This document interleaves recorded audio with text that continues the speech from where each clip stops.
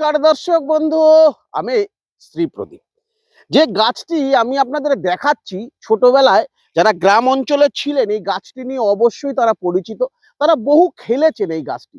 আমরা ছোটবেলায় এই গাছের আঠা দিয়ে যখন ঘুড়ি ওড়াতাম, ঘুড়িটাও জোড়াতাম। এটা খুব আঠালো গাছ। এটিকে বলছে ঢোল কমলি লতা।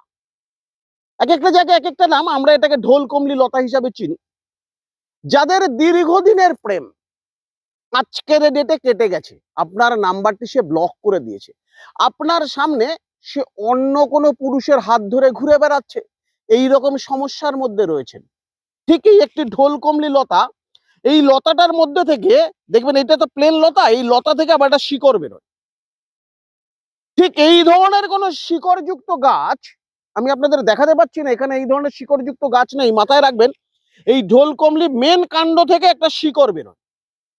এই ধরনের শিকড়, যাদের মধ্যে এই ধরনের সমস্যা রয়েছে, এই ধরনের শিকড়টিকে নিয়ে ডান হাতে লাল সুতো দিয়ে যদি তার পা থেকে মাথা অবধি চিন্তন করে, যে ছোট্ট একটি মন্ত্র বলছি, ওং আকর্ষণায় স্বাহা, শুধুমাত্র এই মন্ত্রটি বলে 11 বার বলে যদি এই গাছটি আপনার হাতে বেঁধে রাখতে পারেন, সে আপনার প্রতি আকর্ষিত হতে বাধ্য। দর্শক বন্ধু, জাগ্রত টোটকা ইউজ করুন, সুফল হওয়ার পরে আমাকে আপনার মতামত জানাবেন। সুস্থ থাকুন, ভালো থাকুন, আজকের মতন বিদায়।